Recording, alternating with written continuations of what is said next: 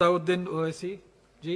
बहुत शुक्रिया जनाब चेयरमैन साहब। मैं सदर जमहूरिया के खुतबे के मोशन के खिलाफ बोलने के लिए खड़ा हुआ हूं और मैं अपनी बात का आगाज उस मुल्क का नाम लेकर करना चाहता हूं जिसका नाम लेने से हमारे मुल्क के वज़ीर आज़म डरते हैं और कांपते हैं। उस मुल्क का नाम चाइना है और इस चीन ने 45 साल के बाद भारत और चीन की सरहद पर हमारे 20 सिपाहियों को मार दिया और उनकी मौत, उनकी शहादत रायगा जाने दे रही हुकूमत। जिस मुकाम पर इनको मारा गया था उस मुकाम पर आज भारत की फौज PP4 PP8 तक हम पेट्रोलिंग नहीं कर सकते। आज अरुणाचल प्रदेश में चीन, भारत के LAC में चीन ने गांव को बसा दिया। ये सरकार चीन से लफ्जी तौर पर इस बात का एहतजाज करने की ताकत नहीं रख सकती कि आपने भारत के LAC के अंदर एक गांव को बना दिया। नकुला सिकम में चीन घुस रहा है। आखिर क्या डर है उस हुकूमत को और खास तौर से वजीर आजम को कि वो चीन का नाम लेने से डरते हैं? भाई, मुल्क की सलामियत का मसला है। मुल्क की जमीन पर चीन कब्जा करते जा रहा है और भारत के वजीर आजम चीन का नाम नहीं लेते। मैं उम्मीद करता हूं कि जब वजीर आजम अपना रिप्लाई देंगे तो वो हिम्मत दिखाएंगे और चीन का नाम लेकर कहेंगे कि चीन यहां पर इन जगहों पर घुसा हुआ है। सर, चीन आज भी अपना इंफ्रास्ट्रक्चर बढ़ा रहा है, वहां पर फौज को बढ़ा रहा है। मैं सरकार से जानना चाहता हूं कि जब बर्फ पिघल जाएगी दोबारा चीन हमला करेगा भारत की फौज पर, तो आप इसके लिए क्या तैयारी कर रहे हैं? और सर, मैं ये तकरीर इसलिए भी कर रहा हूं क्योंकि मैं एक आंदोलन जीवी हूं। मैं एक आंदोलन जीवी हूं, मुझे उसका फख्र है, इसलिए मैं खुल के बोल रहा हूं। अल्फाज छाप कर, किसी से डर कर बोलना मेरी फितरत में नहीं है। अफसोस तो इस बात का होता है सर कि जिस जगह पर हमको इंफ्रास्ट्रक्चर बनाना था हमने टिकरी पर बना दिया। जिस जगह पर हमको वो इंफ्रास्ट्रक्चर बनाना था हमने सिंगूर में बना दिया। जो इंफ्रास्ट्रक्चर की जरूरत थी हमने गाजीपुर पर बना दिया, अरुणाचल प्रदेश में नहीं बनाया। आखिर हो क्या रहा है? क्या किसान से जो बर्ताव किया जा रहा है वो ऐसा लग रहा है कि वो चीन की फौज बनी हुई है और जो चीन की फौज से बर्ताव किया जाना था आप किसानों से कर रहे हैं? तो मैं इस हुकूमत से जानना चाहता हूं कि इंफ्रास्ट्रक्चर और ये किसानों से क्यों जुल्म किया जा रहा है? सर, यहां पर ये तीनों कानून को लेना पड़ेगा वापिस आपको, आपकी अना को थोड़ा मिटाना पड़ेगा और तीनों कानून को वापस लेना पड़ेगा। सर, यहां पर मेरे को साहिर लुधियानवी का एक शेर याद आ रहा है। मैं साहिर लुधियानवी के साथ माजरत के साथ उस शेर में तरमीम करके कहना चाहूंगा कि जो मौजूदा हालात पर के साहिर लुधियानवी का शेर को थोड़ा तब्दील करके कि चीन पर करम, किसानों पर सितम, रहने दे थोड़ा सा भरम, ऐ जाने वफा ये जुल्म ना कर। ये साहिर लुधियानवी ने कहा था। हाँ, आपसे पूछ के करेंगे क्या? आप तो टुट्टे शायर हैं, ना शायरी आती आपको, ना जौक है, ना कुछ है, बोले जाते हैं क्या क्या बोलते हैं आपको ही मालूम। बहरहाल सर, ये जो किसानों का कानून है इसमें क्या काला है? काला इसमें यह है कि इस हाउस को एग्रीकल्चर स्टेट सब्जेक्ट है और कहां लिखा है संविधान में? एंट्री 14, एंट्री 28, शेड्यूल 7 में। और यह फेडरलिज्म के खिलाफ है। केशवानंदा भारती खास तौर पर कहता है कि फेडरलिज्म बेसिक स्ट्रक्चर है। तो यह सबसे बड़ा काला है। और सर, ये पूरा किसानों के एजिटेशन से क्या बात मालूम हुई कि सरकार को इस लोकसभा की अजमत, इसकी खूबसूरती की कोई इनके पास हैसियत नहीं है। सरकार इस ऐवान से डरती नहीं है। सरकार किससे डरती है? जब लोग रोड पर निकल कर आते हैं तो मोदी जी की नींद हराम हो जाती है। तो वही आप पैगाम दे रहे हैं कि लोग रोड पर निकले तो सरकार कहती है कि हम 1.5 साल तक कानून को मुलतवी कर देंगे। अरे आप कैसा बोलते? क्या इस ऐवान की तौहीन नहीं है? क्या आप यहां पर कानून अपनी ताकत की बुनियाद पर बनाते हैं और इस लोकसभा की अजमत को निस्तनाबूद कर देते हैं? तो ये बात आपने पैगाम दी कि जब लोग रोड पर निकल कर आते आप डरते हैं। आप बनाओ CAA के रूल्स, इंशाअल्लाह हम दोबारा रोड पे निकलेंगे, पूरे भारत में उसके खिलाफ एहतजाज होगा। सर, तीसरी बात, सबका साथ, सबका विकास, सबका विश्वास, ये भी झूठ है। क्यों झूठ है? बाबरी मस्जिद के डेमोलिशन का केस आता है, जजमेंट आता है और केस में कहा जाता है कि किसी ने नहीं तोड़ा। अगर सरकार उस जजमेंट के खिलाफ अपील क्यों नहीं करती? एक क्रिमिनल एक्ट सुप्रीम कोर्ट ने कहा डेमोलिशन ऑफ बाबरी मस्जिद को। आप हुकूमत में हैं, आप अपील इसलिए नहीं कर रहे क्योंकि आप अपने लोगों को पैगाम देना चाहते हैं। क्या पैगाम देना चाहते हैं? कि बेटा काशी मथुरा में भी तोड़ दो, हम तुम्हारे साथ हैं। अपील नहीं करना चाहते बाबरी मस्जिद डेमोलिशन केस को। क्या आप इंसाफ पसंद नहीं है? क्या आप मजलूम के साथ नहीं खड़े रहना चाहते? क्या आप जालिमों को जेल में नहीं भिजाना चाहते जिन्होंने 6 दिसंबर को बाबरी मस्जिद को शहीद किया?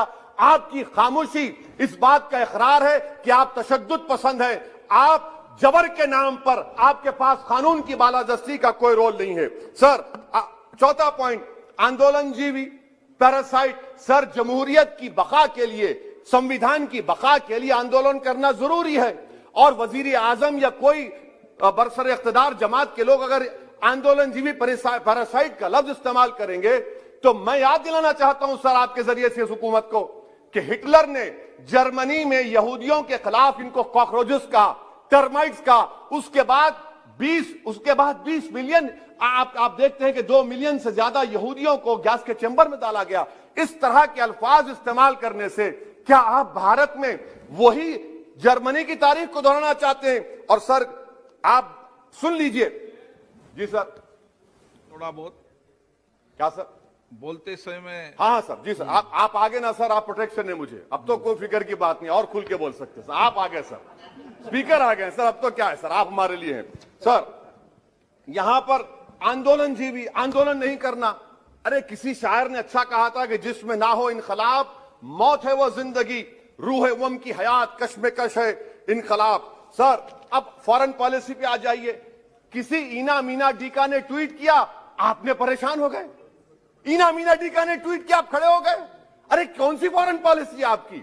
भारत के अतराफ में जितने पड़ोसी हैं, चीन हमला किया, कौन सा एक पड़ोसी है जो चीन के खिलाफ बोलता है? बताइए। कोई नहीं बोलता, मुंह नहीं खोलता। श्रीलंका में आप पोर्ट बना रहे हैं, किसके साथ? जापान के साथ। किसको काम मिल रहा था? आपके नूरे नजर को, आपके नूरे नजर को, आपके चहीते नूरे नजर को।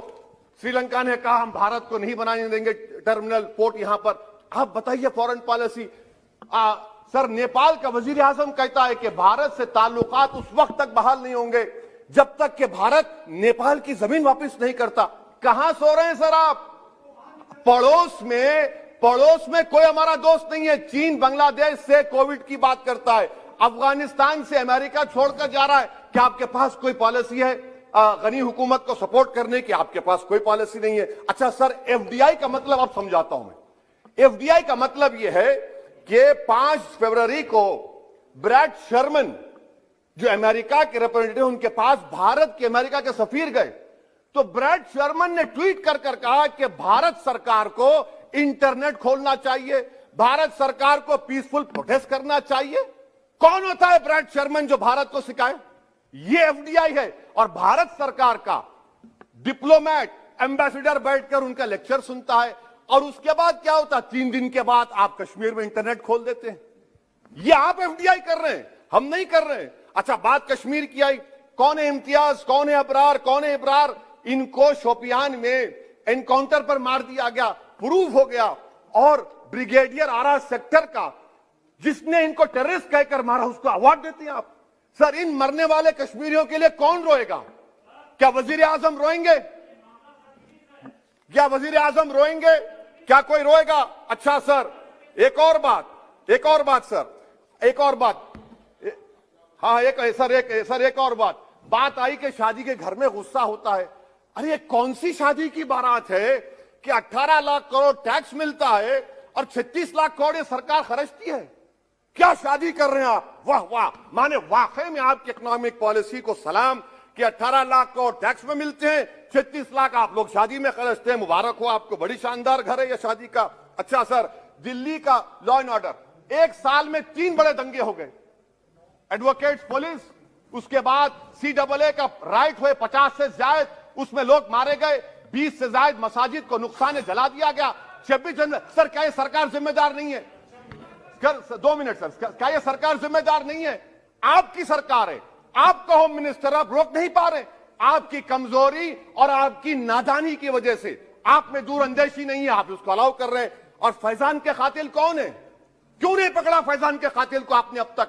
जिन बच्चों को रोड पर मारा जा रहा था, जनगण मन बोला जा रहा था, एक तरफ तब तक नहीं पकड़े आप। अच्छा सर, आखिर में मैं आपको बात याद दिलाना चाहता हूं कि इसमें एस्पिरेशनल डिस्ट्रिक्ट्स 11 में से 20 बैकवर्ड डिस्ट्रिक्ट्स नीति आयोग के सीमांचल मुस्लिम डोमिनेटेड है सर।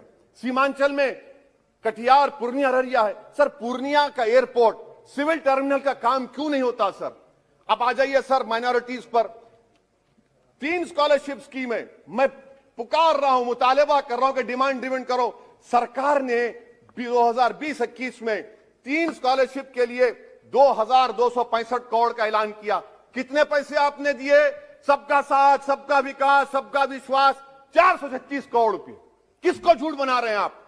पढ़िए आप लोग। अच्छा सर, उसके बाद आप देखिए कि कितने लोगों को कितने माइनॉरिटी स्कॉलरशिप नहीं मिली।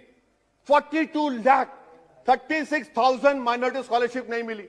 और सबसे ज्यादा इलिटरेसी मुसलमानों की है, लेडीज की है। आप बोलते नहीं है। इसीलिए सर मैं आखिर में आपके जरिए से हुकूमत से अपील कर रहा हूं कि आंदोलन होगा, नाइंसाफी के खिलाफ आवाज उठेगी, संविधान को बचाया जाएगा। नरेंद्र मोदी भारत के वजीर आजम है, दिल्ली सल्तनत के बादशाह या जहांपनाह नहीं है। जिल्ले-लाही का दौर खत्म हो चुका है, जहांपनाह का दौर खत्म हो चुका है। मोदी की आंखों में आंखें डालकर उनकी गलतियों को बोला जाएगा। इसलिए शायर ने कहा था कि जो चुप रहेगी ज़बान खंजर, लहू पुकारेगा आस्ती का। बहुत बहुत शुक्रिया सर।